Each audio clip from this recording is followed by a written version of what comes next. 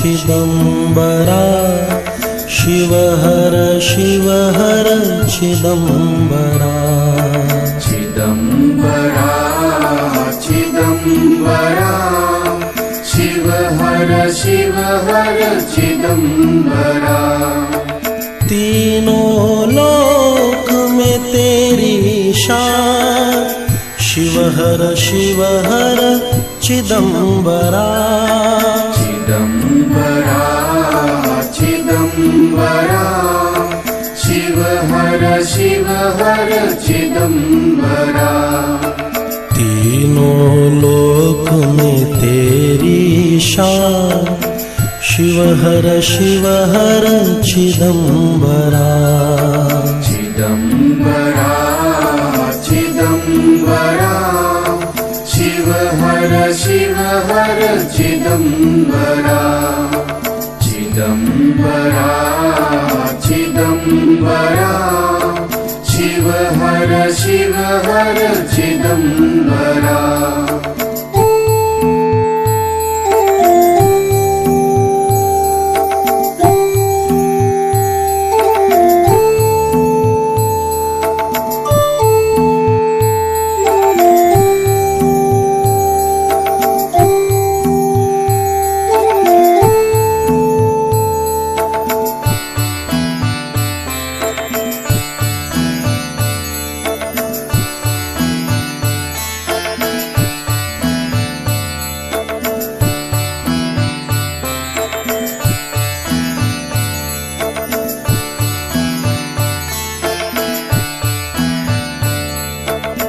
चिदंबरा चिदंबरा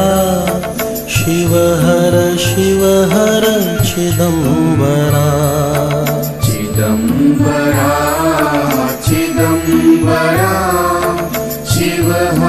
शिव हर चिदंबरा। तेरे चरणों में सब समान मेरे भोले चिदंबरा। चिदंबरा चिदंबरा शिव हर चिदंबरा। तेरे चरणों में सब है समान मेरे भोले चिदंबरा। चिदंबरा चिदंबरा शिव हर चिदंबरा। चिदंबरा चिदंबरा शिव हर चिदंबरा।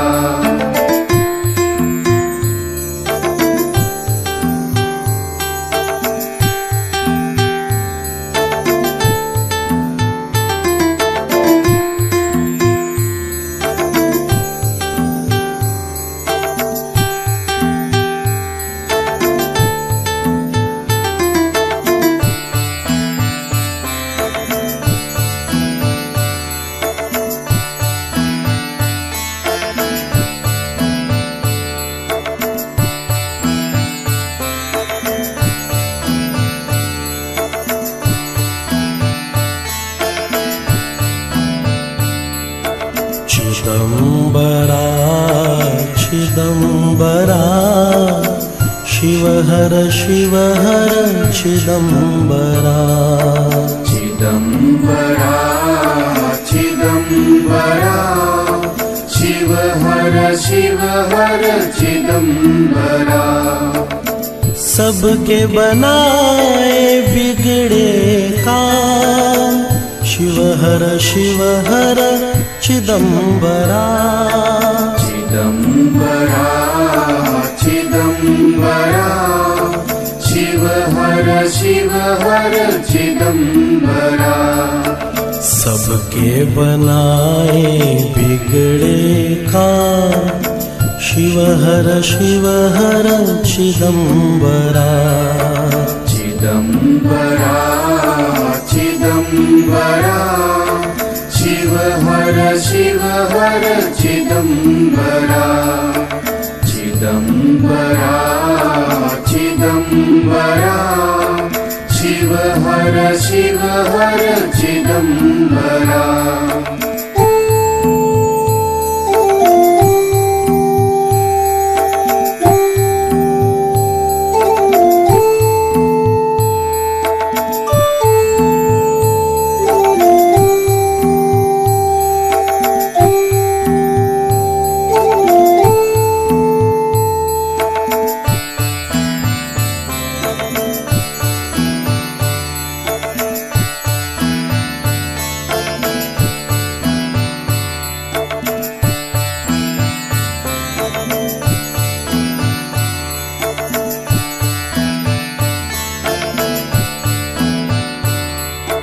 चिदंबरा चिदंबरा शिव हर चिदंबरा।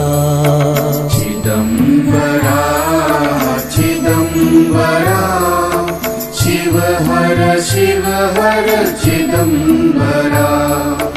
होठों पे नाम सुबह और शाम चिदंबरा शिव चिदंबरा। चिदंबरा चिदंबरा शिव हर चिदंबरा। होठों पे नाम सुबह और शाम चिदंबरा शिव चिदंबरा। चिदंबरा चिदंबरा शिव हर चिदंबरा। चिदंबरा चिदंबरा शिव हर चिदंबरा।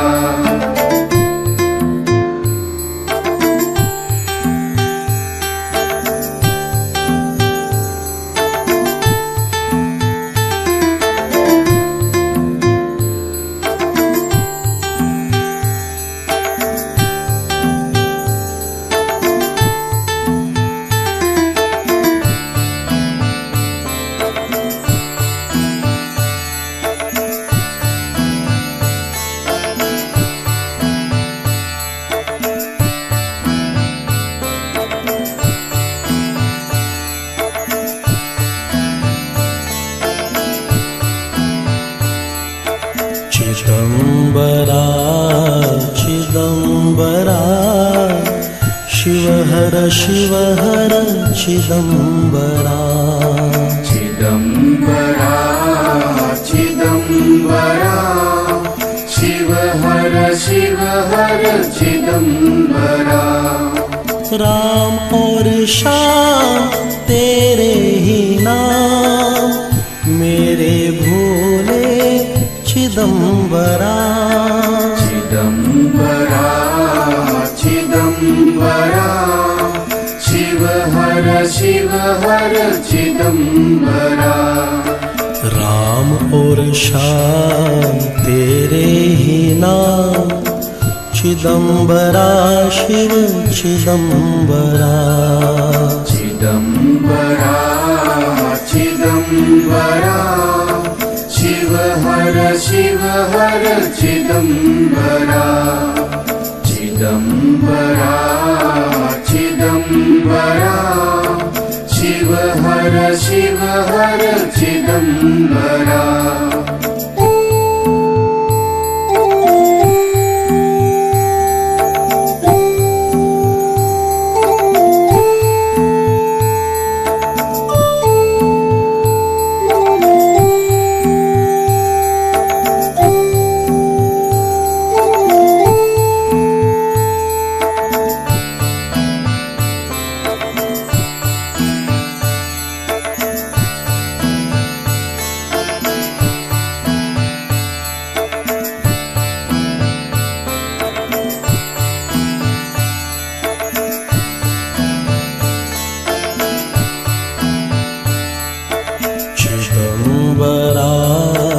चिदंबरा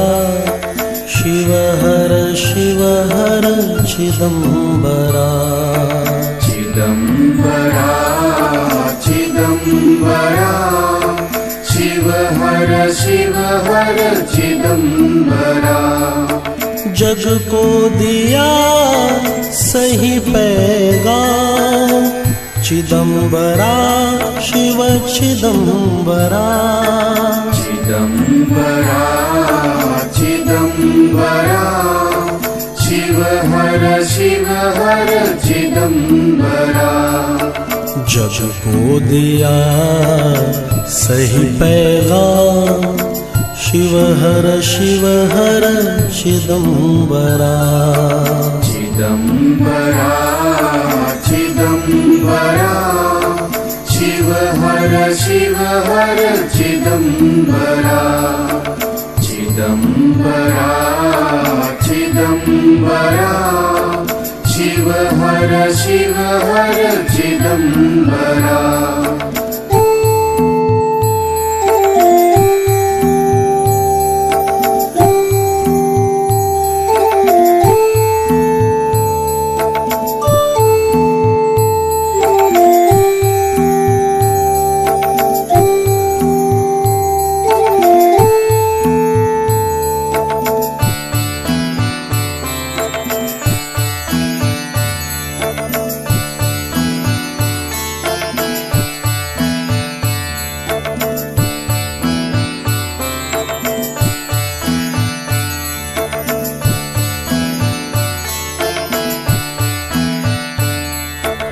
चिदंबरा चिदंबरा शिव हर चिदंबरा। चिदंबरा चिदंबरा शिव हर चिदंबरा। भक्तों की भक्ति में तुम हो महान, चिदंबरा शिव चिदंबरा। चिदंबरा चिदंबरा शिव हर चिदंबरा। भक्तों की भक्ति में तुम हो महान, चिदंबरा शिव चिदंबरा। चिदंबरा चिदंबरा शिव हर चिदंबरा। चिदंबरा चिदंबरा शिव हर चिदंबरा। चिदंबरा चिदंबरा शिव हर चिदंबरा। चिदंबरा चिदंबरा शिव हर चिदंबरा। चिदंबरा चिदंबरा शिव हर चिदंबरा। चिदंबरा चिदंबरा शिव हर चिदंबरा। चिदंबरा चिदंबरा शिव हर चिदंबरा। चिदंबरा चिदंबरा शिव हर चिदंबरा। चारों धाम में कहीं ना, चिदंबरा शिव चिदंबरा। चारों धाम में कहीं ना, चिदंबरा शिव चिदंबरा। चिदंबरा चिदंबरा शिव हर चिदंबरा। चिदंबरा चिदंबरा शिव हर चिदंबरा। चिदंबरा चिदंबरा शिव हर चिदंबरा।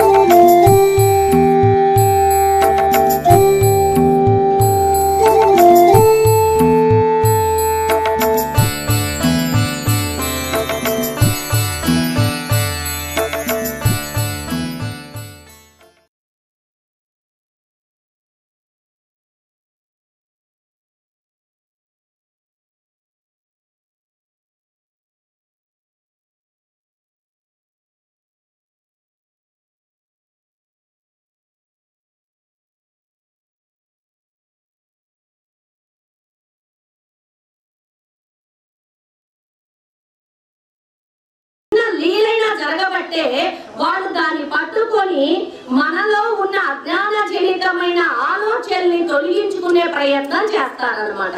కాబట్టి ఒకళ్ళేమో ఫాస్ట్ గా వెళ్తారు, ఒకళ్ళేమో స్లోగా వస్తారు. అది కూడా మనలో తప్ప చింతన లోపం వల్ల. నిరంతరము ఏ పని చేస్తున్నా ఎక్కడున్నా ఆలోచనకి ఇబ్బంది లేదు కదా. కాబట్టి మనం పారాయణ చేసిన దాంట్లో దాని గురించి కొంతైనా మనం పని చేస్తూ ఆలోచిస్తూ ఉంటే అది తప్ప చింతన, అంటే అందులో ఉన్న సూక్ష్మాన్ని దర్శింపజేస్తుంది మనకి. ఆ సద్గురువే మనం తపన పడితే ఏదో ఒక రూపంలో దానిలో ఉన్న అంతరార్థాన్ని మనకి తెలియపరుస్తారనమాట. కాబట్టి ఇట్లా మరి అప్పుడు తెలియపరిచినప్పుడు ఏంటి, బాబా గారు సమాధి చెంది 100 సంవత్సరాలైనా ఆ రోజుల్లో సశరీరంతో ఉన్నప్పుడు ఎలాంటి లీలలు జరిగినాయో ఇప్పుడు కూడా మనకు అలాంటి లీలలే జరుగుతున్నాయి. అంటే బాబా శాశ్వతుడా కాదా, నిత్య సత్యుడా కాదా? బాబా మనకి నేను నిత్య సత్యుడురా అని శరీరం ఉన్నప్పుడే చెప్పాడు. ఒక భక్తుడు కుటుంబాన్ని వదిలేసి నీ దగ్గరే ఉంటానయ్యా, నీ దగ్గర ఉంటే నాకు శాంతిగా ఉంటుంది అంటే, అరే కుటుంబాన్ని వదిలేసిన కృష్ణ పరమాత్మ అర్జునుడికి చెప్తాడు చూడు, కర్తవ్యాన్ని వదిలేసిన కర్మ బంధమే. కర్తవ్యం అంటే ఏంటి, మనకి ఏ కర్మ అయితే ఇరింపబడిందో ఆ కర్మ మనం సత్వగుణంతో చేయటం, అంటే ప్రతిఫలాపేక్ష లేకుండా భగవంతుడు మెచ్చేలా మనం చేయటమే కర్తవ్యం అంటే. కాబట్టి ఇక్కడ మనం భార్య బిడ్డల్ని గొడ్డు పుట్టల్ని అన్ని వదిలేసి మనకు అప్పచెప్పారు. పూర్వజన్మ సంస్కారం వల్ల భార్య పుత్రులు పశువులు పక్షులు ఏవైనా మన దగ్గరకు వస్తాయి అన్నారు కృష్ణ పరమాత్మ. కాబట్టి ఏంటిని మనం నిర్లక్ష్యం చేసినా అది విపరీతమైన దుష్కర్మకి దారి తీసి దాన్ని 10 రెట్లుగా మళ్ళీ వచ్చే జన్మలో తీర్చుకునే ప్రయత్నం చేయాలి. ఇది తెలిసినప్పుడు మనం ఏం చేస్తామండి, బాబా చరిత్ర చదవటం వల్ల, గురు చరిత్ర చదవటం వల్ల మనలో ఇలాంటి రుణానుబంధాలనే ఆలోచన కలిగి దాని పట్ల సత్యము అన్న వివేకము కలిగి దానిని ఆచరించాలనే ప్రయత్నము కలుగుతుంది. అదే మానవ జన్మ వచ్చింది గురువుని పట్టుకోవటానికి, లేకపోతే పిడకలు ఏరుకోవటానికి వచ్చారా అంటారు బాబా గారు. ఇలాంటి పరిణితి జరగలేదనుకో, అప్పుడు గురువు దగ్గరికి వచ్చినా పారాయణ చేసినా నువ్వు ఏదీ లేని, అంటే గురువుతో పారాయణతో సాంగత్యం లేని వాడికి తేడా లేదు. కాబట్టి మనము పిడకలేరుకోవడం అంటే జన్మమరణ చక్రంలో పుట్టి చేస్తూ ఉండటము అని అర్థం అనమాట. కాబట్టి ఇక్కడ జన్మమరణ చక్రాన్ని మనం తప్పింపజేసుకోవాలి అంటే ముక్తి ఒకటే మార్గము. ఆ ముక్తికి కావాల్సింది ఏంటి అంటే కర్మ చేయి, కర్మ ఫల త్యాగము చేయి. కర్మ చేయి, ఫలాన్ని నువ్వు ఆశించొద్దు.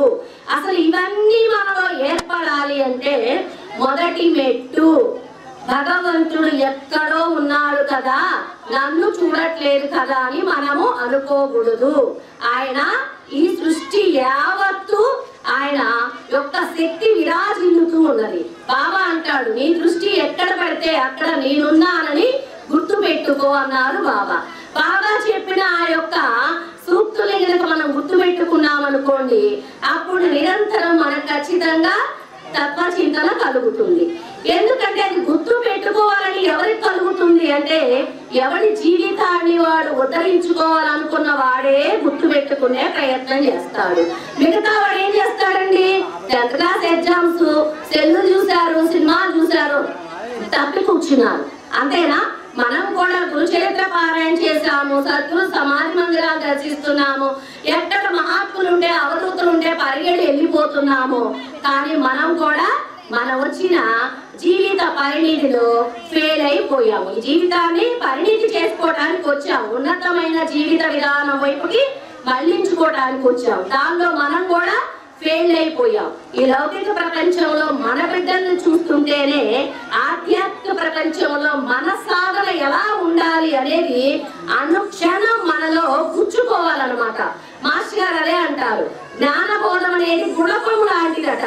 గుణపం ఎప్పుడైందండి, గుణపం ఎప్పుడైంది, దాని గురించి చింతన చేయగలిగినప్పుడు నీ మనసు రియలైజ్ అవుతా ఉంటుంది, అయ్యో నేను తప్పు చేశాను, క్షమాపణ వేడుకోవాలి, వారికి సారి చెప్పాలి, దానికి మళ్ళీ పాప పరిహారం కావించుకోవాలి. ఇలాంటివే వివేకము అంటే. దీనివల్ల ఏం జరుగుతుంది అంటే నువ్వు రెండోసారో లేదా 10వ సారో 11వ సారో ఆ తప్పు చేయకుండా పక్క రావడానికి అవకాశం ఉంది. అసలు ఇట్లాంటి చింతనే కలగలేదు. తప్పు తెలియదు, ఒప్పు తెలియదు. భగవంతుడు నన్ను ఎలా నడిపిస్తే నేను అలా నడుస్తాను. ఇది ఒకటి పట్టుకున్నాం. ఏమండి పుట్టిన పిల్లవాడిని హైవే రోడ్డు మీద వదిలిపెడతామా? అడుగు చేస్తున్నాడు వదిలిపెడతామా? వదిలిపెట్టలేము. ఎప్పుడు వదిలిపెడతాం? వాడికి హైవేలో ఎలా వాడు నడవాలి, అసలు రోడ్డు మీద ఎలా నడవాలి, ఎటువైపుకు నడవాలి, ఇవన్నీ తెలిసినప్పుడు ఆ పిల్లవాడిని మనం వదలగలుగుతాం. ఇవాళ మనం ఏమంటున్నామంటే ఈ సత్సంగాలు ఇంటి ఇవన్నీ పట్టుకొని మనం కూడా అందరిలో సాయం చూస్తే సరిపోలా. అసలు సాయం చూడటం ఎలానో తెలుసా? తత్వ చింతన వల్ల మాత్రమే జరుగుతుంది. తత్వ చింతనకి ఆధారము గురు చరిత్ర, లీలామృతం అనే ఒక పవిత్రమైన సద్గ్రంథాలు. ఆ సద్గ్రంథాలని ఆశ్రయించడం వల్ల ఎలాంటి లీలలు జరిగినాయి అన్నది ఈరోజు మాస్టర్ గారు మనకి ఈ నిత్య సత్యుడు అనే అధ్యాయంలో వివరించడం అనేది జరుగుతుంది. అది విన్నప్పుడు మనకి కలగాలి. మనం పారాయణ చేస్తున్నాం. ఆ రోజుల్లో జరిగింది, ఈ రోజుల్లో నాకు కూడా జరిగింది. అంటే ఒక లీల జరిగింది అంటే భగవంతుడు ఆస్వాదించకుండా జరిగిద్దా అండి? భగవంతుడు ఆస్వాదిస్తేనే జరిగింది. మనం ఒక తోటలో పనికి వెళ్ళాం పూలు పోయటానికి. యజమానికి 8 మందే కనబడ్డారు, నేను 9వ దాన్ని. నాకు డబ్బులు ఇవ్వండి ఇస్తారా? ఇవ్వడు. అంతేనా కదా? అంటే కనిపించటము అంటే ఇంటికి ఆయన దృష్టిలో పడటము. ఇవాళ మనం చేసే పారాయణలు ఎప్పుడైతే తత్వ చింతనకి ఏర్పాటైనయో అప్పుడు ఆయన దృష్టిలో పడవు. నువ్వు ఎక్కడో షిరిడి పోయి పారాయణ చేయక్కర్లా. ఎక్కడ నువ్వుంటే అక్కడ పారాయణ చేసుకుంటే అంతే ఫలితాన్ని నువ్వు పొందుతావు. భగవంతుడు వింటున్నాడు, భగవంతుడు చూస్తున్నాడు, భగవంతుడు నన్ను శుభ్రపరుస్తాడు. మన ఉపాధ్యాయుడి దగ్గరికి ఎందుకు పంపుతాము? వాళ్ళకి జీవిత విధానం నేర్పుతాడు గురువు. వాడు జీవించే జీవిత విధానం నేర్పుతాడు. చదువు ఒకటే కాదు, చదువు అన్ని విధాల సంస్కారాన్ని ఇస్తుందా? కాదు. ఇవాళ చదువులు ఏమాత్రం సంస్కారాన్ని ఇస్తున్నాయో మనందరికీ తెలుసు. కాకపోతే వాళ్ళు ఏం చేస్తారు? చదువుతో పాటు సంస్కారాన్ని కూడా నేర్పుతారు అనమాట. ఎవరితో ఎలా ఉండాలి, అసలు ఉపాధ్యాయుడి దగ్గర ఎలా ఉండాలో తెలిస్తే పెద్దల దగ్గర ఎలా ఉండాలో వాడికి అర్థమైపోతుంది. అట్లాగే మనం కూడా ఈ సద్గ్రంథ పారాయణ ఆశ్రయించినప్పుడు నా తండ్రి సాయినాథుడు సృష్టి యావత్తు ఉన్నాడు, నేను ఎక్కడ చూస్తే అక్కడ ఉన్నానన్నాడు. ఇక్కడ మనకి ఈ అధ్యాయంలో వస్తుంది, ఒక భక్తుడికి ఉద్యోగం కావాలి. ఉద్యోగం కావాలి అయితే అతను బాబా గారిని అడుగుతాడు. 2-3 సార్లు వేస్తే ఒక ధనలక్ష్మి అనే ఒక ఓడకి వెళ్ళమని చెప్తారు జాబ్కి. వెళ్ళినప్పుడు అది నడి సముద్రంలో మునిగిపోయే పరిస్థితి ఏర్పడుతుంది. అప్పుడు కనీసం 20-22 అడుగుల అలలతో ఆ యొక్క కంపిస్తూ ఉంటుంది సముద్రం అనేది, అంత హైట్న. ఆ ఓడ మునిగిపోయే పరిస్థితి వచ్చింది. ఇతనికి ఈత రాదు. ఇతను ఏం చేశాడు? నిరంతరం సాయి చింతన చేశాడు. ఆ చింతన చేయడానికి కారణం ఏంటి అంటే అతను ఆల్రెడీ సాయినాథుడి చరిత్రని ఆశ్రయించి ఉన్నాడు. దానిలో తత్వ చింతన చేస్తూ ఉన్నాడు. ఆ తత్వ చింతన చేసినప్పుడే మనం ఆశ్రయించిన వాళ్ళం అవుతాము. కాబట్టి ఆయనకి కష్ట సమయములో గురువుని ఆశ్రయించాలని తెలిసింది. కాబట్టి బాబా గారు కూడా ఏం చేశాడు? పశ్చాత్తాపం పాప పరిహారము అన్నాడు. అట్లాగే మనము ఎప్పుడైతే గురువుని అనన్యంగా చింతన చేస్తూ ప్రార్థిస్తామో, మనకి భాగవతం చూసినా, లీలామృతం చూసినా, గురు చరిత్ర చూసినా ఏమన్నాడండి? ప్రార్థిస్తే ఆ గురువు కరిగిపోతాడు. నంది శర్మకు చెప్పాడా లేదా? తెల్ల కుష్టి వ్యాధి వచ్చినడికి ఏమన్నాడు? స్తుతించరా అన్నాడు. నాకేం వచ్చినా చెయ్య స్తుతించడం అన్నా. కొంచెం విభూతి నోట్లో వేసేసాడు. వేసేసి ఇప్పుడు స్తుతించరా అన్నాడు. ఆయన స్తుతించేశాడు. ఆ స్తుతి వల్ల ఏమైపోయింది? అతనికి పిట్ట మీద ఉన్న కొద్ది కుష్టి కూడా పోయింది. అంటే అతని దుష్కర్మ నశించిపోయింది. ఇప్పుడు ఏ దుష్కర్మ ఉందో ఈయనకి మరణగండం అనేది వచ్చి కూర్చుంది. అంతే కదా? కాబట్టి ఆ దుష్కర్మ నశింప చేసుకోవాలంటే ఏం చేయాలి? మనం భగవంతుని ప్రార్థించాలి. అయ్యో నేను షిరిడీలో లేను కదా, ఇక్కడ లేను కదా, అవధూత సన్నిధిలో లేను కదా అంటే అసలు మనం పారాయణ చెయ్యనట్లే, గురువుని ఆశ్రయించినట్లే. అది కేవలం తత్వ చింతన వల్ల వస్తుంది. అతనికి ఆ పరాయణత్వంతో చేశాడు. ఆ పరాయణత్వం అనేది చింతనకి తీసుకెళ్ళింది. కాబట్టి అతను బాబా నువ్వు తప్ప నన్ను రక్షించేవాడు లేడయ్యా, నేను చావటం ఖచ్చితం అనిపిస్తుంది, నీ దయా అనుకున్నాడు. అతను అందులో నుంచి పడిపోయాడు. పడిపోయినప్పుడు ఆ సముద్రంలో ఒక తుంగ అంటే ఒక మొద్దు వచ్చేసింది. ఆ మొద్దు మీద అతను పడిపోయారు. ఆ మొద్దు ఆయన తెల్లారేసరికి ఆ మొద్దు వచ్చి ఏం చేసింది, ఆ సముద్రంలో ఆ అలలే కొట్టకొచ్చి ఒడ్డుని పడేసింది. ఏమండి, అతను చక్కగా ఆ ప్రాణగండాన్ని తప్పింపజేసుకొని బ్రతకడం అనేది జరిగింది. అంటే ఆ యొక్క దుష్కర్మ నశించడానికి ఏది కారణమైంది అంటే చింతన, ప్రార్థన. అందుకే మనము మహాత్ముల్ని అనన్యంగా ప్రార్థిస్తూ ఉండాలి అంటారు. ప్రార్థన అంటే ఏంటి? ఆయన గొప్పతనాన్ని మనం నిరంతరము స్మరించడమే. కాబట్టి ఇక్కడ నిరంతరము స్మరించడము అంటే ఏంటి? ఆయన సృష్టి యావత్తు నిలిచి ఉన్నాడనే గుర్తు ఎరిగి మనం ఎప్పుడైతే స్మరిస్తామో ఆ స్మరణ మనం నమ్ముకున్న గురువుకి ఖచ్చితంగా చేరుతుంది. మనము బాబా చెప్తారు కదా, ప్రారంభ కర్మలు ఉన్నా కూడా అవేం చేస్తాయిరా గురువుని పట్టుకున్నాక అంటారు. ఏమండి, పుట్టి గారికి తొలగించారా లేదా మరణగండాన్ని కూడా? తొలగించారు కదా. జాతకం చెప్పేవాళ్ళు చెప్పారు, ఆయన వచ్చారు. ఆ జాతకం చెప్పిన వాడికి ఏం తెలుసురా, నీ మరణగండం ఏం చేయదు, నేనున్నాను, కాకపోతే ఒక లాంగర్ తీసుకొని వెళ్ళు బయటికి వెళ్ళినప్పుడు, బయట దేశానికి వెళ్ళినప్పుడు అని చెప్పారు. అంటే ఇక్కడ లాంగర్ తీసుకెళ్ళమన్నప్పుడు మనం ఏం చేయాలి? విశ్వసించి లాంగర్ పట్టుకొని వెళ్ళాలి. మనం అలక్ష్యం చేసామనుకో ఏమైంది? అప్పుడు గురువు దారి చూపించిన దాన్ని మనం పొందకుండా నిర్లక్ష్యం చేసుకొని ఆ మరణగండానికి ఆహుతవ్వాల్సి వస్తుంది. కాబట్టి ఇక్కడ మనకి ప్రతి లీలలోనూ మాస్టర్ గారు ఏం చెప్తున్నారు? గురువు ఏమి చెప్పారో అది చేసే ప్రయత్నం మనలో బలీయంగా ఉండాలి. అదే విశ్వాసం అంటే. ఆ విశ్వాసం లేకపోతే మనం ఏమీ పొందలేము. కాబట్టి ఇక్కడ శశికాంత్ రాట్లే అనే ఒక భక్తుడు కూడా గురు చరిత్ర పారాయణ, గాంగాపూర్ దర్శనము. గురు చరిత్ర అంటే దత్తావతార చరిత్రము. అందులో గాంగాపూర్ మనకి ప్రత్యేకంగా పవిత్రమని మనం అష్టతీర్థాలు ఇవన్నీ ఉన్నాయి కదా, మనం కూడా వెళ్ళటం అనేది జరుగుతుంది. అట్లా ఆయన దత్త యొక్క అవతారాన్ని ఆరాధిస్తున్నాడు కాబట్టి ఆయన గాంగాపూర్ వెళ్తూ ఉన్నాడట. ఆయనకి 1953లో కలలో ఒక తెల్లని కుక్క అతన్ని ఒక దర్గా వద్దకి తరుముకొచ్చిందట. కలలో తెల్లని కుక్క దర్గా వద్దకి తరుముకొని వచ్చిందట. ఈయనెవరండి? ఈయనెవడు? నిష్ఠాగరిష్ఠుడైన శ్రీగురుని ఆరాధించేవాడు. అక్కడ తీసుకొచ్చింది ఎక్కడికి? దర్గా దగ్గరికి. అక్కడ జబ్బ మీద చిరిగిన జుబ్బ, తలకు గుడ్డ, నొసట చందనము గల ఒక మహాత్ముడు అతన్ని చూస్తూ, అల్లాహు మాలిక్, నీ కోసం ఎంతో కాలంగా నేను ఎదురు చూస్తూ ఉన్నాను. నా సేవకుడు అబ్దుల్లాను పంపాను. భిక్షాటనం మా ఆచారం, నీకదే పెడతాను అంటూ తమ భిక్షా పాత్రలోని అన్నము ఒక అనాకాసు ఇచ్చారు. మీరు ముస్లిములు, నేను దర్గాకు రాను, మీరిచ్చినవి నేను తీసుకోను అన్నాడు శశికాంత్. అనాకాసు తీసుకోడట, భిక్షాన్నము తీసుకోడట. అంటే అసలు మనకి ఒక అతను వస్తాడు బాబా దగ్గరికి, 9 నెలలైనా కూడా అతన్ని ద్వారకామాయిలో అడుగు పెట్టనివ్వడు. తర్వాత అతను ప్రార్థించగా ఒక భక్తుల్ని పంపి ప్రసాదిస్తాను అంటే, నీకేం కావాలంటే నీ కొలంబాలో ఉన్న చిన్న మాంసం ముక్కైనా చాలు, ఏదైనా నాకు చాలయ్యా అన్నాడు. అంటే ఆ భిక్షా పాత్రలో నీ చేతితో ఏది ఇచ్చినా నాకు అది పవిత్రమే అని చెప్పటం అనేది జరిగింది. అంటే ఇక్కడ చూడండి, మనం పారాయణ చేస్తున్న పరిణితి లేదు అంటే ఏంటంటే కుల మతాలు అనే భ్రమలోనే, భ్రాంతిలోనే మనందరం జీవిస్తున్నాము. అవును కదా. మరి ఈశ్వరూప దర్శనం చూపించాడా లేదా? త్రివిక్రముడికి ఆయన చూపించారు కదా.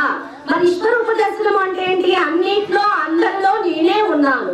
అర్జునుడికి చూపించాడు, సృష్టి యావత్తు నేనే ఉన్నాను, 7 14 లోకాల్లో నేనే ఉన్నాను అని చూపించాడు. కాబట్టి ఆ ఈశ్వరూప దర్శనం అనే ఆ యొక్క లీల మనం చదివినప్పుడు మనకి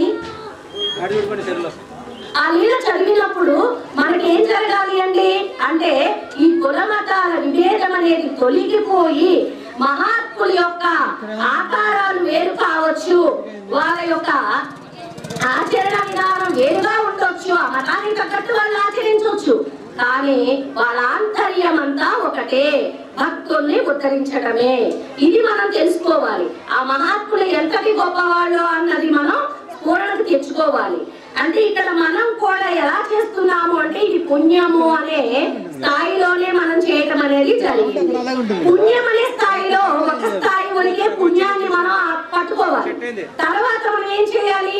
ఆ పుణ్యం అనేది మర్చిపోయి ఇంకా భగవంతుడు మెచ్చుతాడు అనే నిష్కామ కర్మల ప్రతిదీ మనం చేసుకుంటూ రావాలి. ఎప్పుడైతే అలా చేస్తామో అప్పుడు మహాత్ముల యొక్క అనుగ్రహం మనం పొందగలుగుతాం అన్నమాట. అప్పుడు బాబా అన్నారు, అయ్యా నా వేషం ఎలా ఉన్నా నేను నృసింహ సరస్వతి వేరు కాదు, షిరిడి నా రాజ్యానికి ముఖ్య పట్టణము అని చెప్పారట.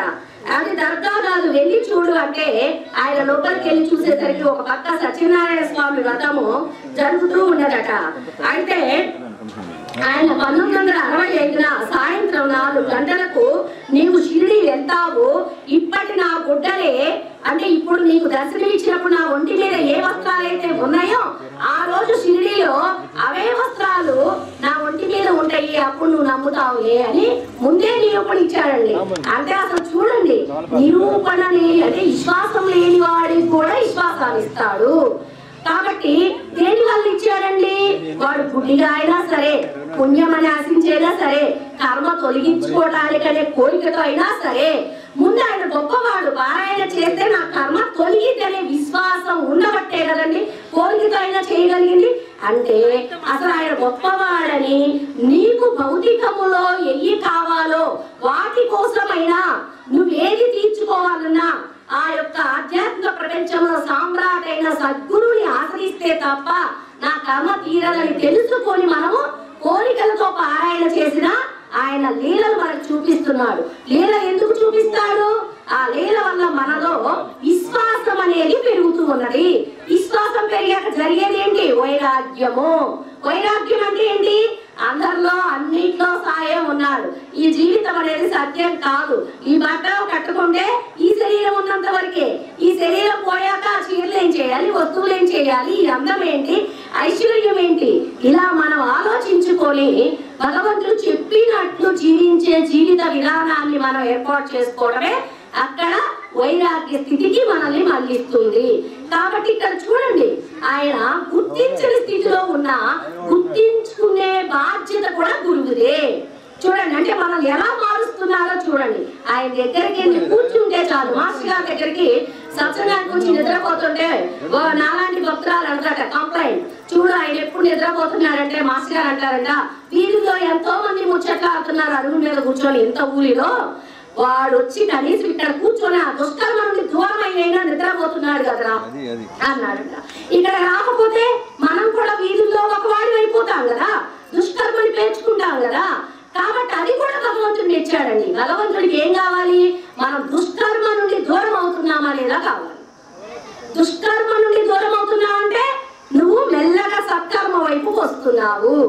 తాబేలుగా వచ్చినా కుందేలుగా వచ్చినా ఎవరు గెలిచారండి? మెల్లగా వచ్చిన తాబేలే గెలిచింది. కాబట్టి సత్కర్మ ఎప్పుడు మెల్లగానే జరుగుతుంది, దుష్కర్మ ఎప్పుడు ఫాస్ట్ గానే జరుగుతుంది.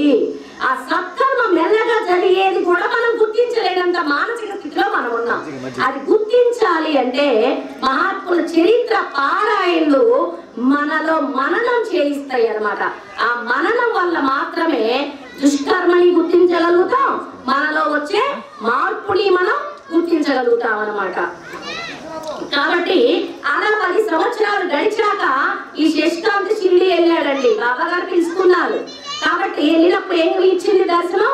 ఆ రోజు కళ్ళలో ఏ వస్త్రాలైతే ఉన్నాయో ఆ వస్త్రాలే షిరిడిలో సాయినాథుడి యొక్క విగ్రహ రూపంలో ఉన్న సాయినాథుడికి ధరింపజేసి ఉన్నాయి అన్నమాట. కాబట్టి అతను అక్షరాల బాబా చెప్పింది నిజమైంది అని ఆయనకి ఆ దగ్గరలో ఉద్యోగాన్ని బాబా గారు వేశారు. ఆ దగ్గరలో ఉద్యోగానికి పంపారు బాబా గారు. అతను ఉద్యోగస్తుడు కదా, దగ్గరలో వేశారు షిరిడికి దగ్గరలో. అతను 3 సంవత్సరాలు అక్కడ ఉద్యోగం చేయడం జరిగింది. ఆ 3 సంవత్సరాల్లో కుదిరినప్పుడల్లా వీలైనప్పుడు, వీలంటే ఏంటండి కొంత టైం దొరికింది అంటే వెళ్ళిపోయి షిరిడిలో కూర్చునేవాడట, బాబా గారి సన్నిధిలో కూర్చునేవాడట. అది విశ్వాసము అంటే. అంటే కూర్చోవడం అంటే ఉట్టి కూర్చోవడమేనా? ఎక్కడ ఎలా కూర్చున్నాడు? నువ్వు గొప్పవాడివయ్యా, నువ్వేది చెప్పినా అది సత్యమే, 10 సంవత్సరాల తర్వాత కూడా నువ్వు నాకు నిరూపణ ఇచ్చావు, కాబట్టి ఇంకా నిన్ను నమ్మవచ్చు. ఇక్కడ దత్తుడు వేరు దత్తావతారాలైనా శ్రీపాదులు శ్రీగురుడు వేరు కాదు, నువ్వు వేరు కాదు. ఇక్కడ ముందు బాహ్యమైన ఈ యొక్క మతాలు అనే వాటిని తొలగింపచేశాడు కదా. బాహ్యమైన మతాలకి ప్రాముఖ్యాన్ని ఇచ్చే ఆ యొక్క ఆలోచనని తొలగించాడా లేదా? అప్పటిదాకా ముస్లిం అన్నాడు కదా, తర్వాత నువ్వే దత్తులు అని ఫిదా అయిపోయి ఆ గురు చరిత్ర పారాయణ ఉపాసని బాబాకి ఎలా అయితే ఇచ్చిందో ఈయనకు కూడా అలా పరిణితినిచ్చింది. ఆ అవకాశం కూడా కేవలం సద్గ్రంథ పారాయణ, సత్సంగము, మననము. ఆ మననం అనేది నిధిగా మనం చేసుకోవాలండి. అది నిధిగా మన హృదయంలో చోటు చేసుకొని పోతుంది. అంటే నిధి అందరి వల్ల కాదు తీయటానికి. అట్లాగే మనం తత్వచింతన చేస్తూ ఉంటే గురువు మన హృదయంలో వచ్చి కూర్చుంటాడనమాట. కాబట్టి అది కూర్చున్నాక దాన్ని తొలగించటం ఈ భౌతిక ప్రపంచం వల్ల కాదు. దేనికి మనం ఇందా చెప్పలా వైరాగ్యం ఏర్పడితే ఏది మనం ఆప్రాలుగా చూసేస్తాం అనమాట. అలాంటి స్థితి మనకి ఇస్తాడు.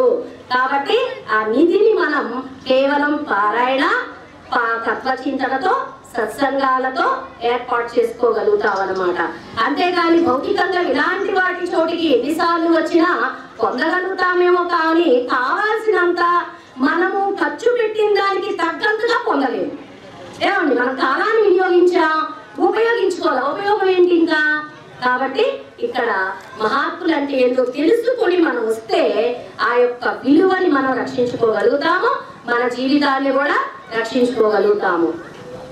ఇక్కడ ఒక భక్తురాలు ఉంది. ఇదంతా ఎప్పుడు జరిగిందిరా?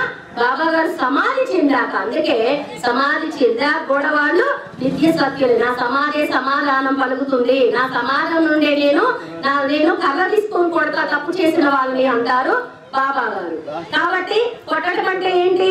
మనం తప్పు చేస్తే మన కర్మే మనం శిక్షిస్తుందని తెలుసుకొని పక్కకి రావడమే కొట్టడము అంటే. కాబట్టి ఇట్లా ఇంకొక భక్తురాలు విజయలక్ష్మి అట, ఆమె కూడా శ్రీ సాయి లీలామృతము పారాయణ చేస్తూ సమస్యను తొలగించుకుందట. చెప్పాలైనా కోరిక కోసమైనా సరే ముందు చేస్తే ఆయన ఏందో తెలిసింది. ఆ కోరిక తీరితేనే కదండి మనం చీమల చుట్టూ, అది బెల్లం చుట్టూ చీమలు చేరినట్టు ఆయన చుట్టూ మనం చేరగలుగుతాం. కాబట్టి ఆవిడకి ఆయన మీద భక్తి కుదిరింది. అయ్యా, మరి నా జీవితంలో నేను ఒక పార్ట్నర్ ఎత్తుక్కోవాలి అంటే మ్యారేజ్ అవ్వాల. మ్యారేజ్ అయినా కూడా నా భర్త నాకు సహకరించేవాడై ఉండాలి అన్నాడు. కానీ ఆయన ఏమన్నా ఆర్య సమాజానికి చెందిన అతను ఓంకారం ఒకటే ప్రార్థించదగ్గది అని తెలుసుకోగల అతను ఫస్ట్ కొంచెం ఓంకారం ఒకటే ప్రార్థించదగ్గది అని అనుకున్న అతనికి కూడా బాబా ఆ భార్య అంటే మన కుటుంబంలో ఒకళ్ళని చేస్తే కుటుంబం మొత్తాన్ని నీ అన్న వాళ్ళందరినీ బాబా ఎలా లాక్కొస్తాడు అంటానికి ఆ భక్తుడు కూడా బాబా కలలో నిరూపణిస్తాడు. ఆ పూజ చేయమంటే ఏదో భార్య కోసం చేస్తాడు కానీ బుద్ధితో చేయడు, అంటే విశ్వాసంతో చేయాలన్నమాట. చేయకపోతే అతను ఒకరోజు బాబా కళ్ళీ అక్కడ ఆసుపత్రిలో పడుకొని ఉండగా అతనికి తలొచ్చిందట. గాఢాంధకారం కనిపించింది. అందులో ఒక చిత్రమైన కాంతి గోళము, దాని మధ్యన చిత్రమైన అది మరొక పరీక్ష అని తిన్నాను. కాబట్టి మాస్టర్ గారు బాగా జ్వరంతో ఉన్నారు కదా, ఇవన్నీ తినకూడదు కదా, కాబట్టి ఈ పరీక్ష అని చెప్పేసి తిన్నారట. తర్వాత మళ్ళీ ఇంకా దోశ ఉప్మా తెప్పించి తినిపించారట ఒక రకం కాదు అని. మళ్ళీ కాఫీ కూడా త్రాగించారు. కొద్దిసేపట్లో డాక్టర్ ఆసుపత్రికి వస్తాడనగా ఎట్లానా అనుకున్నాను. అనుకోగానే ఈయన హృదయములో ఏం జరుగుతున్నదో అది చీరాల స్వామికి మహాత్ముడు కాబట్టి ఆయన తెలుసు కాబట్టి డాక్టర్ గారు వస్తారేమో మళ్ళీ ఏమన్నా అంటారేమో అని మాస్టర్ గారికి ఎప్పుడైతే స్ఫూరణ కలిగిందో ఇంకా పోవయ్యా అన్నారట చీరాల స్వామి. అంటే ఇప్పుడు ఆయన పిచ్చివాడా మహాత్ముడా? అసలు మహాత్ముడిని గుర్తించాలంటే మాస్టర్ గారు ఏం చెప్పారు? సాయినాథుని ప్రార్థిస్తే మనం అక్కడ అష్టోత్తరం చదువుకున్నా ఏదైనా సరే బాబా చింతన చేస్తే ఈ జగత్తులో ఉన్న ఎలాంటి సాధు సత్పురుషుల యొక్క ఆశీస్సులైనా మనకి వచ్చి తీరుతుంది. ఎందుకంటే మహాత్ములందరికీ కూడా సామ్రాట్ కాబట్టి ఆయన్ని ప్రార్థిస్తే మనకి ఎవరిని కదిలించి ఏం జరిపించాలో ఈ జగత్తులో వాళ్ళని కదిలించి మన పనులు పూర్తి చేస్తారు. అది లౌకికమైన ఆధ్యాత్మికంగా అయినా కూడా ఇక్కడ మాస్టర్ గారు మనకి వివరిస్తున్నారు. కాబట్టి ఇట్లా మనకి మాస్టర్ గారు పుంచిమిత్ర లీలామృత పారాయణ సత్సంగాల ఫలితమే దీని అన్నిటికి కారణమని మాస్టర్ గారికి ఇంకొక లీల. మాస్టర్ గారికి వివాహం జరిగాక మొట్టమొదటి వాళ్ళ అమ్మగారికి శ్రాద్ధం ఆర్థికం చేస్తున్నారు. ఎవరైనా భోక్తలు మహాత్ములు భోక్తగా రావాలి అని కోరుకున్నారు. అంటే విష్ణువుకు స్వీకరించాలనుకుంటాం కదా, మనం పెట్టేది మహాత్ములే విష్ణు స్వరూపం కదా. కాబట్టి అది మాస్టర్ గారు గ్రహించారు, మనం గ్రహించలేకపోతాంలే. కాబట్టి మాస్టర్ గారికి ఆ విశ్వాసం ఉన్నది కాబట్టి రావాలనుకుంటే అంతలోకి తలుపు చప్పుడే మధ్యాహ్నం వేళ ఎవరా అనిపిస్తే భక్తాగ్రేసుడు, ఏ భక్తాగ్రేసుడు, రామ భక్తాగ్రేసుడు రంగన్న బాబు గారు, సాయినాథుడు భక్తులు ఆయనతో కలిసి మాస్టర్ గారి ఇంటికి రావటం అనేది జరుగుతుంది. ఆ రోజు రంగన్న బాబు గారు ఆ భక్తులు వాళ్ళ అమ్మగారి యొక్క ఆర్థికం రోజున భోజనం చేసేసి వాళ్ళ అమ్మగారికి ఆశీస్సులు ఇచ్చేసి వెళ్ళిపోతారు. వాళ్ళు నారాయణ మహారాజ్ దగ్గరికి వెళ్తున్నారు. బాబాడు వెళ్తుంటే వాళ్ళతో పాటు మాస్టర్ గారు కూడా వెళ్ళి అక్కడ ఆయన కూడా భిక్షని ఇప్పించారట. ఇట్లా మా అమ్మగారి యొక్క జీవితము ధన్యమైంది అని మాస్టర్ గారు చెప్తున్నారు. మాస్టర్ గారు చెప్పిన మాట పొల్లు పోదు. మనకి గురు చరిత్రలో మనకి సుమతిదేవి ఆ యొక్క దత్తప్రభు వచ్చిన భిక్షగాడు దత్తప్రభు అనుకొని భిక్ష ఇవ్వబట్టే శ్రీపాదునికి జన్మనివ్వగలిగింది, దత్త మహాత్ముడికే జన్మనివ్వగలిగింది. కాబట్టి ఇక్కడ నువ్వు యద్భావే తత్ఫలితం. మహాత్ములే రావాలి అనుకుంటే నువ్వు విశ్వాసంతో పిలిస్తే భగవంతుడైన సాయినాథుని ప్రార్థిస్తే వాళ్ళే వస్తారు. నీ విశ్వాసం ఇంకా పరిణితి చెంది వచ్చిన ప్రతి వాడు విష్ణు స్వరూపమే అనుకుంటే ఆ భగవంతుడికే చెందుతుంది. యద్భావే తత్ఫలితము.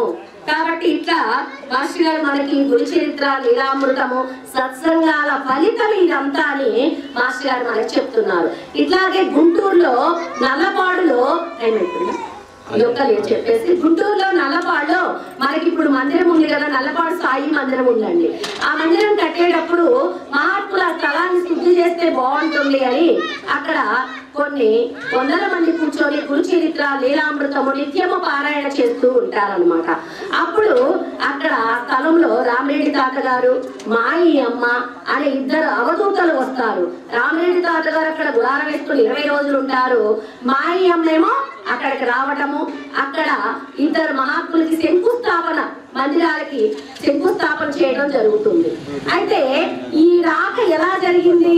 తలస్థుతి అంటే మహాత్ములు ఎక్కడ పాదం పెడితే ఆవు పాలు పిటికినంత చేపు ఉంటే అది ఒక పవిత్రమైన స్థలంగా ఏర్పడుతుంది. పుణ్యక్షేత్రము, పుణ్యతీర్థము కన్నా పవిత్రమైనది అనమాట. పవిత్రమైన స్థలము అంటే చూడండి, పుణ్యక్షేత్రము, పుణ్యతీర్థాలు కూడా గురువు పాదాలని దర్శించడం కోసం తప్పించిపోతాయి కదా, వాళ్ళ పాపాలు కడిగేసుకోవటానికి. గంగామాత కూడా గురువుల యొక్క పాదస్పర్శ కోసం మనందరం పాపం ఇచ్చేశారు. మరి ఆ పాపం ఎలా తొలగాలి అంటే ఒక సద్గురు వచ్చి పాదం పెడితే వాళ్ళ పాపం తొలగిపోయి వాళ్ళు తేలికైపోతారట.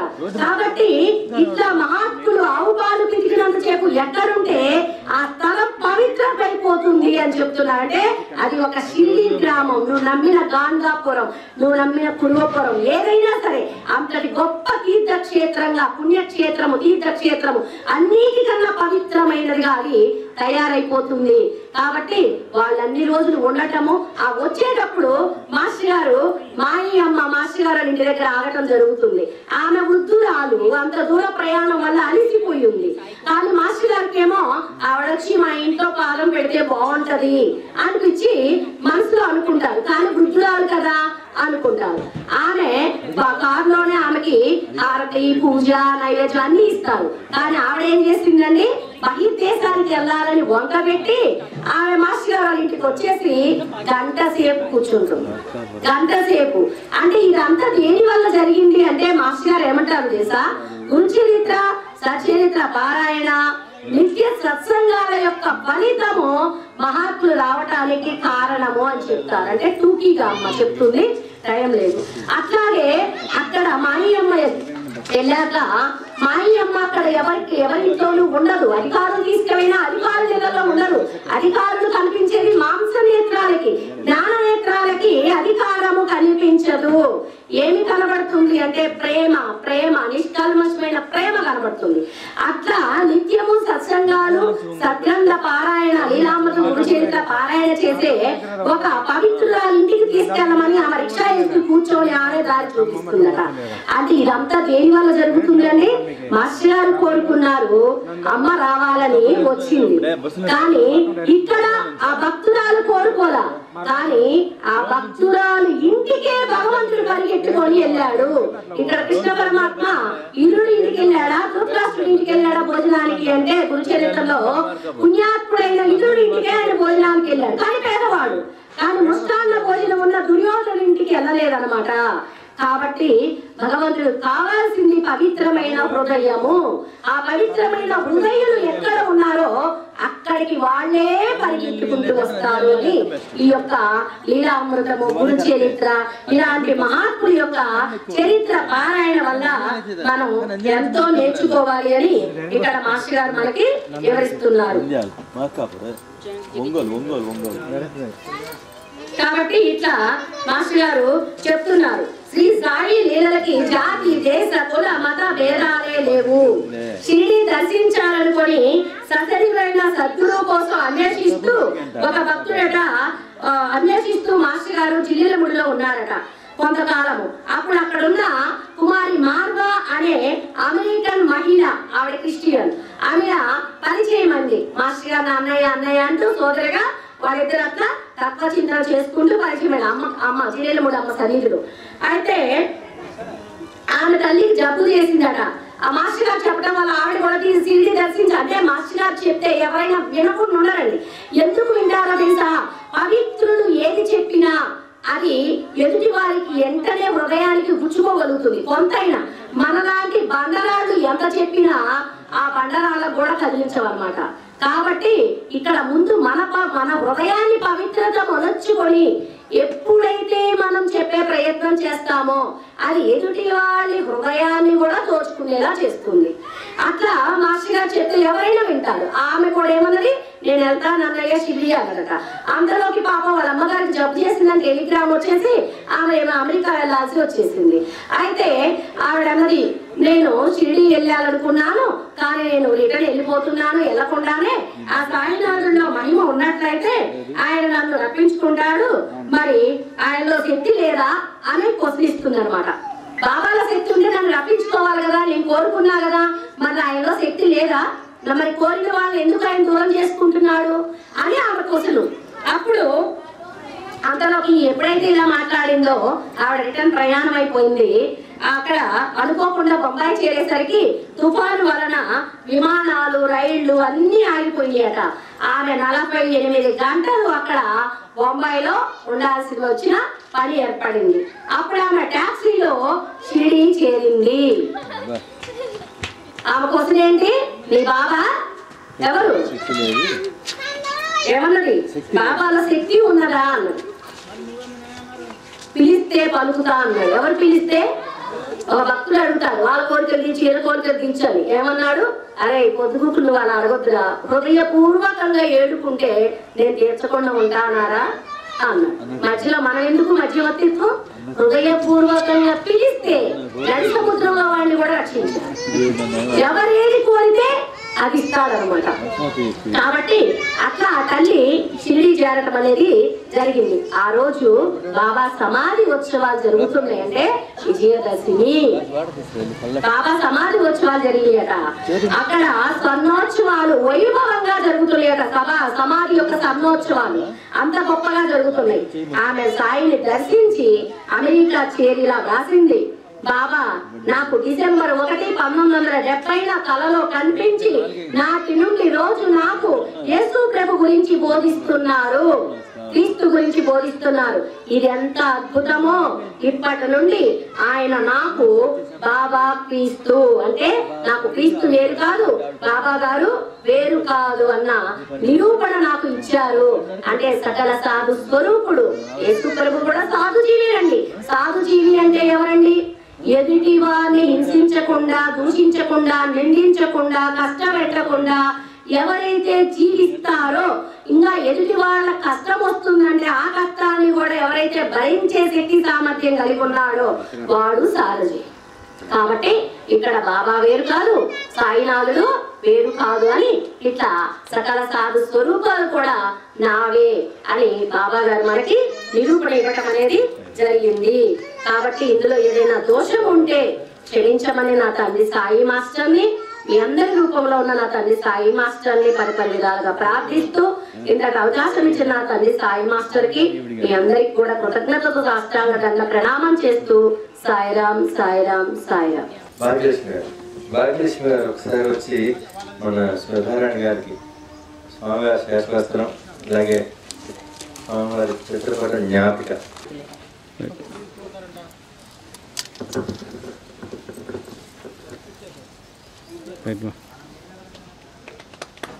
Okay sir.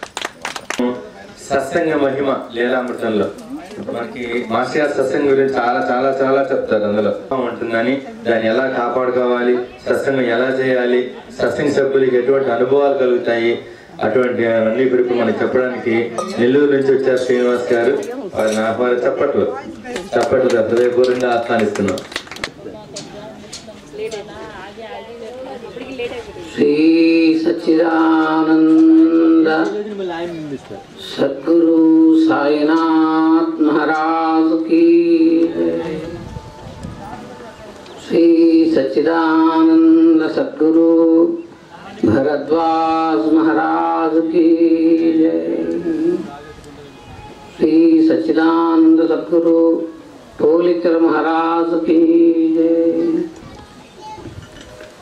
गुरु ब्रह्मा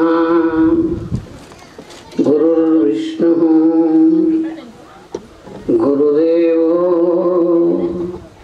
महेश्वरः गुरु साक्षात् परब्रह्मा तस्मै श्री गुरवे नमः. गुरु ब्रह्मा गुरुर्विष्णु गुरुदेवो महेश्वरः गुरु साक्षात् परब्रह्म तस्मै श्री गुरवे नमः. अनन्तार्यतनूजातं सायिनाथसमप्रभुं भरद्वाजमहं वन्दे सर्वशिष्यफलप्रदम्. अनन्तार्यतनूजातं सायिनाथसमप्रभुं भरद्वाजमहं वन्दे सर्वशिष्यफलप्रदम्.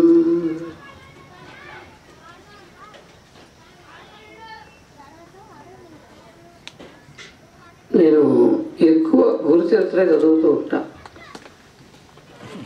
సాయి లీలామృతం చదవడం చాలా తక్కువ, ఎందుకనో అట్లా అలవాటు అయిపోయింది.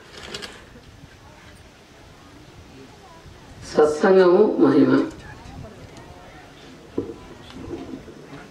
సత్సంగత్తే నిస్సంగత్వం, నిస్సంగత్తే నిర్మోహత్వం, నిర్మోహత్తే జీవన్ముక్తి. నిశ్చలతత్వం, నిశ్చలతత్వే జీవన్ముక్తి. దీన్ని ఆదిశంకరాచార్యులు చెప్తే మాస్టర్ గారు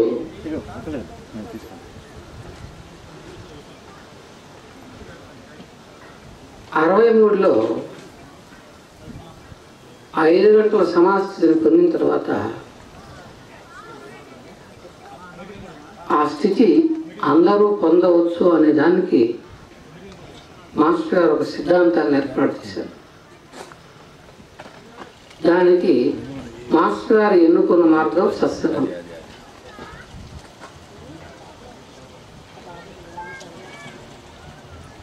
ఈ సత్సంగం అనేది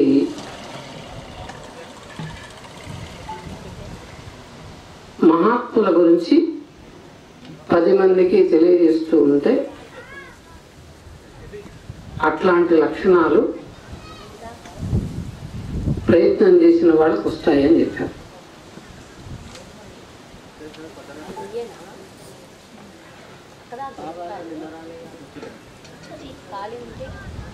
దీన్ని విద్యానగర్లో మాస్టర్ గారు తపోవనంలో స్టార్ట్ చేశారు.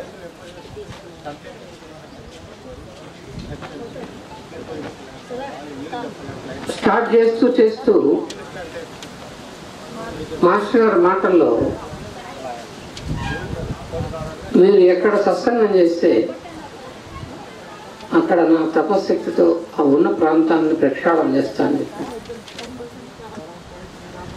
మీరున్న చోటు అపవిత్రంగా ఉన్నా, మాస్టర్ గారు చెప్పిన మాట, మీరు ఉన్న చోటు అపవిత్రంగా ఉన్నా నా తపశక్తితో ప్రక్షాళన చేస్తానని చెప్పారు.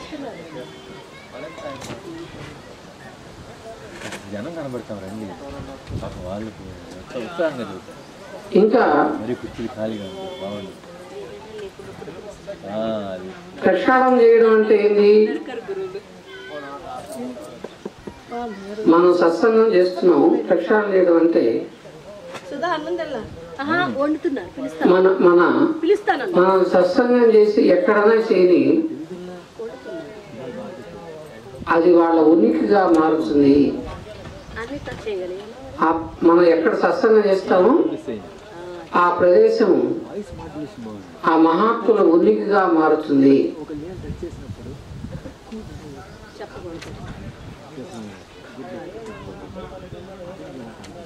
అక్కడ ఆ మహనీయులు ఉన్నట్లుగా స్పష్టంగా తెలుస్తుంది.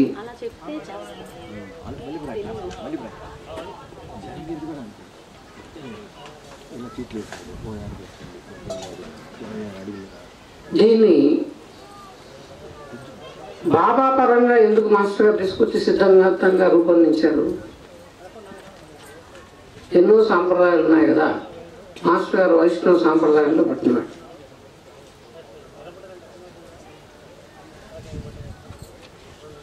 మాస్టర్ గారు స్టూడెంట్స్ అందరికీ గురుగీత శ్లోకాలు చెప్పి అర్థం చెబుతూ ఉంటే వాళ్ళందరికీ అది చెబుతావు ఏందన్నట్టు మాస్టర్ గారు మామూలుగా వాళ్ళకి తపన ఉన్నది, అందుకు చెప్తున్నాను అన్నట్టు. కానీ నేను మాస్టర్ గారి సమాధి దర్శనం చేసుకొని అక్కడ అనుభవించిన దాన్ని బట్టి నాకు అర్థమైంది ఏంటంటే, ఆయన సాయినాథుడు ఎట్లా అయితే ద్వారకామాయిలో కూర్చొని వచ్చిన వాళ్ళని ఆయన ఉనికితో అప్పుడు మారుస్తున్నాడు, ఇప్పుడు మారుస్తున్నాడు, ఎప్పుడు మారుస్తాడు. మాస్టర్ గారు ఏ మహాత్ముడు కూడా వాళ్ళు భౌతికంగా ఉన్నంత వరకు వాడు నేను మహాత్ములని కానీ నన్ను ఆశ్రయించమని కానీ చెప్పారంటే మనం నమస్కారం చేయాల్సిన అవసరం కూడా లేదని చెప్పారు మాస్టర్ గారు. తల ఉంచాల్సిన అవసరం కూడా లేదు. మాస్టర్ స్పీచ్లో స్పష్టంగా చెప్పారు. ఏమనంటే, సృష్టికి ప్రతిష్ఠ చేసి నీ ఎదురుగానే నిన్నే ప్రకటించినా కూడా, నా ఎదురుగా నన్నే తీసుకొచ్చి కూర్చోబెట్టినా కూడా నేను నమస్కారం చేయాల్సిన అవసరం లేదు. ఎందుకని? అవి ఆధ్యాత్మిక సాధనలో శక్తులే కానీ అస్థితిని పొందిన వాళ్ళు కాదు.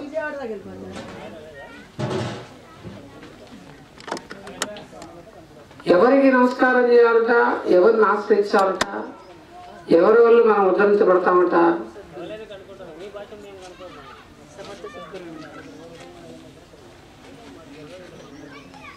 అక్కడే కూర్చొని ఎక్కడున్నా ఈ సృష్టిలో ఎక్కడైనా దర్శనం గల వాళ్ళని దర్శించాలి, ఆశ్రయించాలి.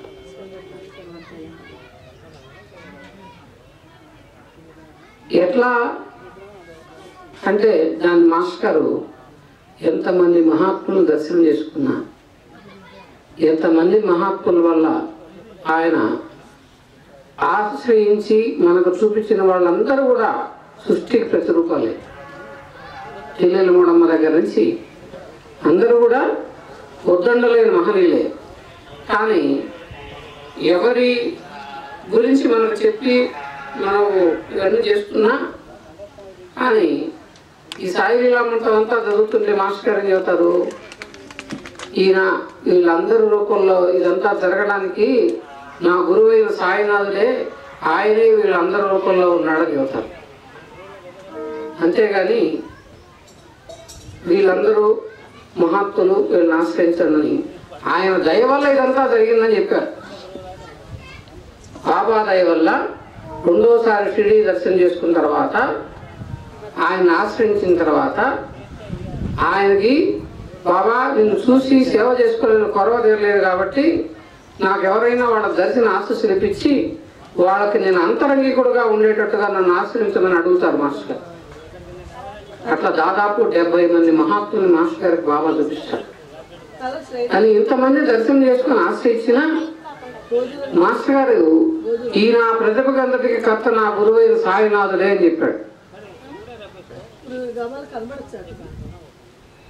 ఎందుకని 63లో ఆ స్థితిని పొందిన మాస్టర్ గారు విద్యానగర్లో బాబా పటం పెద్దది కాలు మీద కాలేసుకొని ఉండే పటం పెట్టి పూజ చేస్తూ ఉండేవాళ్ళు. ఆయన నకశిక పర్యంతరం చూస్తూ ఉండేవాళ్ళు.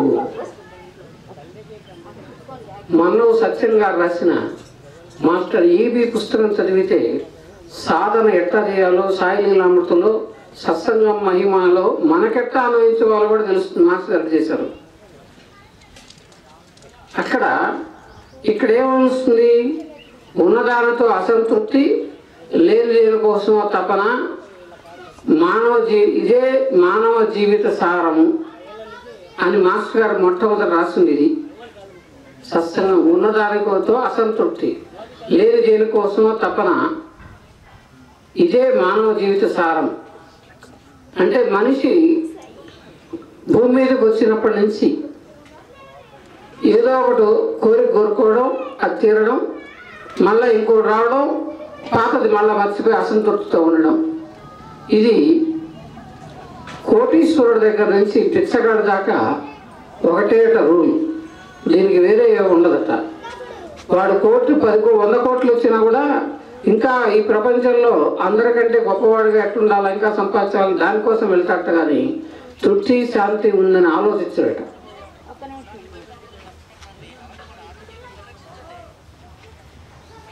కొత్త పరిస్థితులకు కొత్త కోరికలు చిగుర్చి అవి నెరవేరినప్పుడు వెనుకటి సంతోషం కూడా మాయమవుతుంది. ఇది కంటిన్యూ అవుతూనే ఉంటుంది. కానీ తప్పక సంసారము, ధనము, అధికారము, ఇంద్రియ సుఖాలను సాధించుకు చూస్తాడు. ఏది వీటిల్లో ఉందేమో సుఖమని.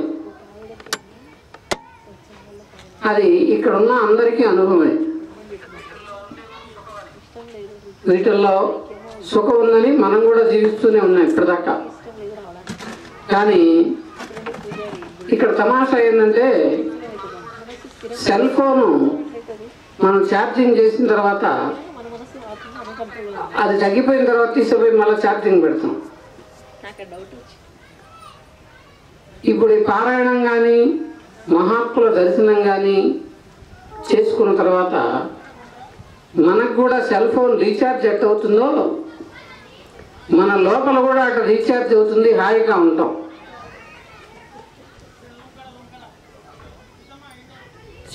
ఇక్కడ బాగా జాగ్రత్తగా మాస్టర్ గారి సిద్ధాంతాన్ని గుర్తుపెట్టుకోవాలంటే ఎప్పుడూ రీఛార్జ్ అయి ఉండాలంటే ఏం చేయాలో గుర్తుపెట్టుకోవాలా. దీనికి మాస్టర్ గారు ద్వారకామాయలో కూర్చొని మా అబ్బాయి ఏం చెప్పాట, నన్ను గురించే మాట్లాడుతూ, నన్ను గురించే వింటూ, నా లీలలో గానం చేస్తున్న వాళ్ళు నేనుగా మారిపోవడం అంటే ఏంది?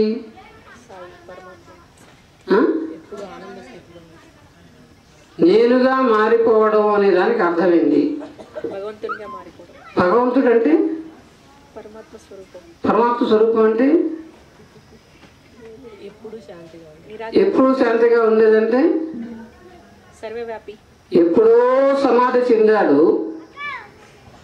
సమాధి చెంది ఈ ప్రాంతంలో డోన్లో కూడా ఎవరికి తెలియదు, ఇక్కడ సమాధి ఉందని కూడా తెలియదు.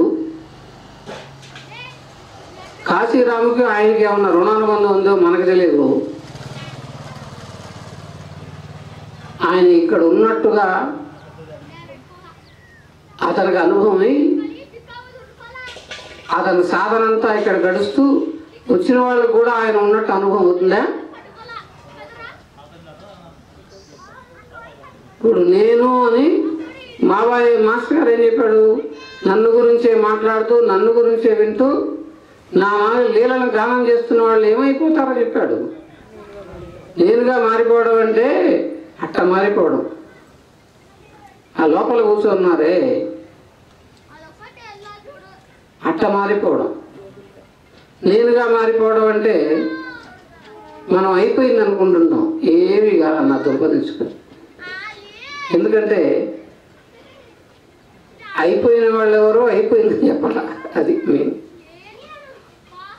మాస్టర్ గారు సాయంత్రం పూట నడిచిపోతూ విజయనగర్లో ఋషులు, సిద్ధ పురుషులు, మహాత్ములు, అవతార పురుషులు ఏది పొంది అది పొందే మాకు చెబుతున్నారా? ఎందుకని అడుగుతున్నారు అట్లా? నా మాదిరే సంశయమే బతికిన రోజులు.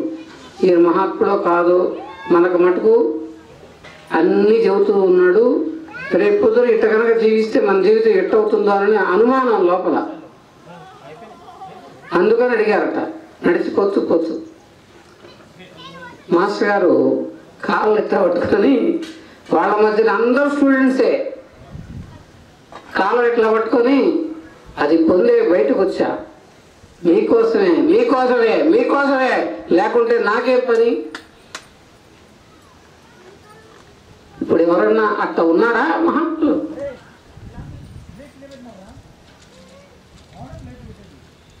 వాళ్ళు వచ్చారు, వాళ్ళ సాధన చేసుకున్నారు, వాళ్ళని ఆశ్రయించిన వాళ్ళని ఉద్ధరిస్తున్నారు. కానీ తిరుగుతూ మీకోసమే లేకుంటే నాకేం పని అని చెప్పే మహానీయులు ఎవరైనా అప్పుడు అట్లా చెప్పాడా? ఇప్పుడు చివరి వరకు వాళ్ళ చేత సాధన చేస్తూ వాళ్ళు మర్చిపోయినా ఆయన వాళ్ళెంపడి తిరుగుతున్నాడు. ఎందుకని? ఇలా దేనికోసం తప్పించిన అవసరం లేని స్థితి ఆత్మజ్ఞానం వల్ల కానీ రాదు. అంటే అసలు తపనేది లేకుండా ఎప్పుడు ఏమీ లేదు, ఉండేది ఇక్కడ ఏమీ లేదు, ఉండేది ఒక పరమాత్మే, ఆ పరమాత్మలో లయమైపోవడమే జీవిత లక్ష్యమని మాస్టర్ గారి ఉద్దేశం. వాళ్ళకి చిన్నప్పటి నుంచి అది నూరి పోసాడు. వాళ్ళు తల్లి ఎట్లయితే వాళ్ళకి చిన్నప్పుడే ముగ్గు పాలతో ఆమెకు తెలిసింది వస్తుందో వాళ్ళు బాగా అవ్వాలని మాస్టర్ గారు అట్ట పోసారు. ఈ సంగతి దృఢంగా తెలియడమే వివేకము, దాని పర్యవసానమే వైరాగ్యము. ఎందుకంటే అప్పుడు విన్నారు 16 ఏళ్ల వయసులో, అదేందో ఇంటూ జీవితం గడిపారు. మాస్టర్ గారు పక్కకి వెళ్ళినా కూడా వాళ్ళ చేత ఇప్పుడు ఇక్కడ సాయిలీలంతో సత్సంగం అధ్యాయంలో ఏం రాశాడో అది వాళ్ళ చేత చేయిస్తూ వచ్చారు.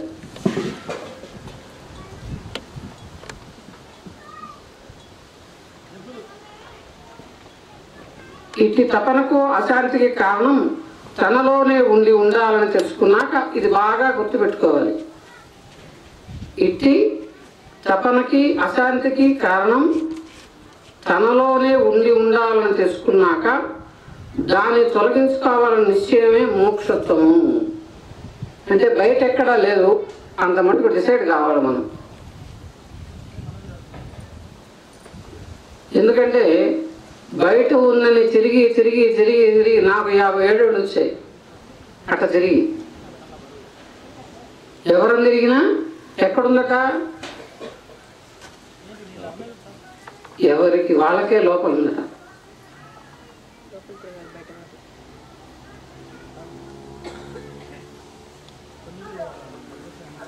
అందుకు మార్గం తెలుసుకునడమే జిజ్ఞాస. అందుకోసం జ్ఞానులను ఆశ్రయించడం సద్గురు సమాశ్రయము. ఇది ఇక్కడ ఈ వాక్యం ఎవరు బాగా గుర్తుపెట్టుకొని సెల్ ఫోన్ రీఛార్జ్ మాత్రం చేసుకున్నారో వాళ్ళు ఆ గురువు వెంబడి వెళుతూనే ఉంటారు. వారి నుండి నేర్చిన సత్యాన్ని ఎవరి అయితే తల ఉంచి ఆయనే గురువు అని దిక్కని నమ్మి ఆయనే అంటే ఇక్కడ బాగా గుర్తుపెట్టుకోవాలండి. ఏంటంటే మొట్టమొదట నీ చిత్తం ఎక్కడ శాంతిస్తుందో సాయి లీలామృతం మొట్టమొదటి అధ్యాయంలో 2వ పేరాలో మాస్టర్ గారు రాస్తున్నారు. మొట్టమొదట నీ చిత్తం దానంతటా ఎక్కడ అది శాంతిస్తుందో అది నీ గమ్యస్థానం అని రాశారు. అంటే మనకేమనిపిస్తుంది, తెలుసో తెలియకో మొదట ఆశ్రయించిన గురువే. అందుకు దీని మాస్టర్ గారు స్పీచ్లో ఏం చెప్పారంటే, బావి ఒకచోటే దువ్వాలి, మన ఇంట్లో స్థలం ఉందని నీళ్లు పడలేదని కొద్దిగా దిగువ చేసి ఇల్లంతా గుంటలు చేసుకున్నాం అనుకో, ఎక్కడా నీళ్లు పడబోయి అంటాడు. అందుకని దానికి ఎందుకు చెప్పారు మాస్టర్ గారు, మొట్టమొదట నీ చిత్తం ఎక్కడ శాంతించి నువ్వు భగవంతుడని నీకు ఆ ప్రశాంతత ఏర్పడిందో ఆయనే అందరిలో ఉన్నాడని గుర్తుపెట్టుకోవాలట.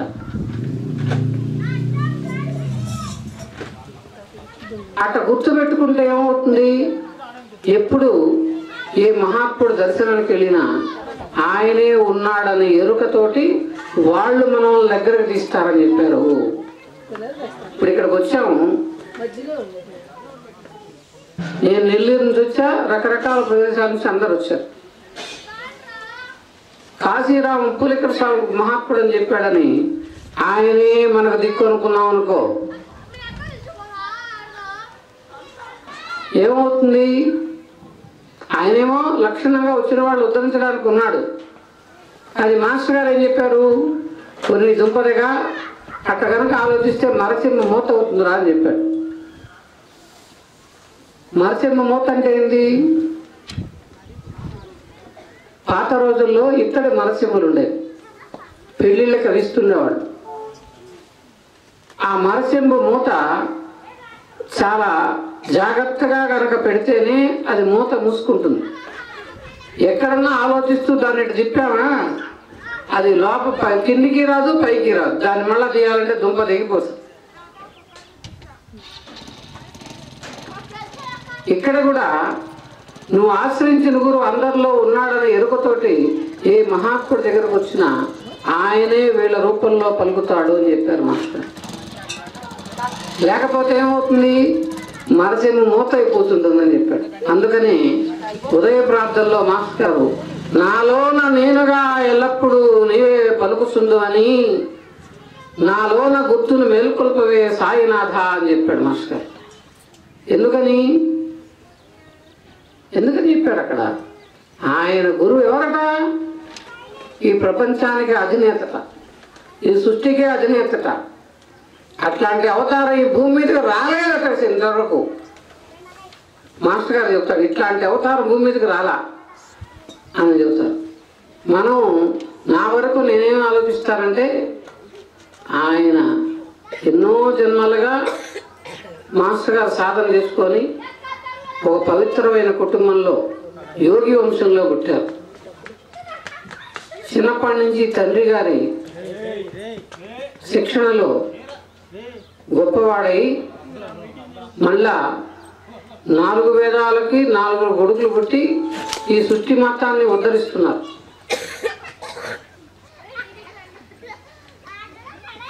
మనం ఎక్కడైతే మన చిత్తం శాంతించిందో ఆయన్ని ఆశ్రయించాలి. వారి నుండి నేర్చిన సత్యాన్ని తనలో దర్శించే యత్నమే సాధన. అంటే ఎక్కడ ఏ మహాత్ముని మనం ఆశ్రయించి చిత్తశాంతి మనం పొందామో, ఆయన ఉన్నాడని ఎరుక మనలో ఉండి అక్కడ ఉందని మనకు అనుభవం అయిందో, ఆ సత్యాన్ని తనలో దర్శించే యత్నమే సాధన. అంటే మనలో ఉంది, అక్కడ ఉంది, అక్కడ అనుభవం అయింది కాబట్టి మనలో ఉండే ఆ తత్వాన్ని, ఆ మహనీయుని ఆశ్రయించి ఆ సత్యాన్ని తనలో దర్శించే యత్నమే సాధన, ఆత్మ విచారణ. అంటే మనలో ఉండే ప్రజ్ఞను మనల్ని ఆ మహనీయుని ఆశ్రయించి మేల్కొల్పడమే చేసుకోవాల్సింది. దీన్ని మాస్టర్ గారు ఎట్లా చేసేవాళ్ళట, ఒక నోట్బుక్ తీసుకునేవాళ్ళట మాస్టర్ గారు, బాబా ఎదురుగా కూర్చునేవాళ్ళట. మాస్టర్ ఈబీలో రాస్తున్నది చూడండి. బాబా ఎదురుగా కూర్చొని బాబా నకశిక పర్యంతరం చూస్తూ ఉండేవాళ్ళ. మన ఆలోచనలు నిద్రలేసి మనం తిరుగుతూ మన జీవితంలో చిన్నప్పటి నుంచి రకరకాల భావాలతో వెలుగుంటాం కదా. బాబాను చూస్తూ ఉన్నప్పుడు ఏ ఆలోచనలు వస్తాయో అవన్నీ మాస్టర్ గారు రాసుకునేవాళ్ళ. లోపల నుంచి వచ్చే ఆలోచనలన్నీ ఒక 10 రోజుల తర్వాత, ఈ మొదటి రోజు వచ్చిన ఆలోచనలు 10 రోజుల తర్వాత రావడం.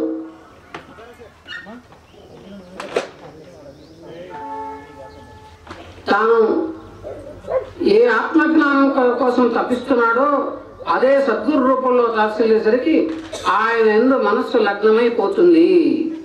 ఇప్పుడు మనం అక్కడ చూస్తూ ఉన్నప్పుడు ఏమవుతుంది, మనకు తెలియకుండా ఆయన యందు మనస్సు లగ్నమైపోతుంది. అట్లా రోజు చూస్తూ ఉన్నాం అనుకోండి, శరీరం ఆయన సేవకే అంకితం అయిపోతుంది. అది మాస్టర్ చేసింది. నకశిక పర్యంతరం బాబాను చూసేవాళ్ళు. అట్లా చూస్తూ ఉన్నందువల్ల ఏమైంది, గోపాల్ గారింటికి మాస్టర్ గారు వచ్చారు. వాళ్ళ నాన్నకి ఒక పవిత్రమైన అలవాటు ఉండేది. బయట ఏదైనా గోడ మీద పెట్టే జీవి తినిపోతుందని అలవాటు ఉండేది. మాస్టర్ గారు కుర్చీలో కూర్చోన్నాడు. వాళ్ళ నాన్నగారు మాస్టర్ గారిని చూస్తే మాస్టర్ గారు లేరు, కుర్చీలో బాబా ఉన్నాడు.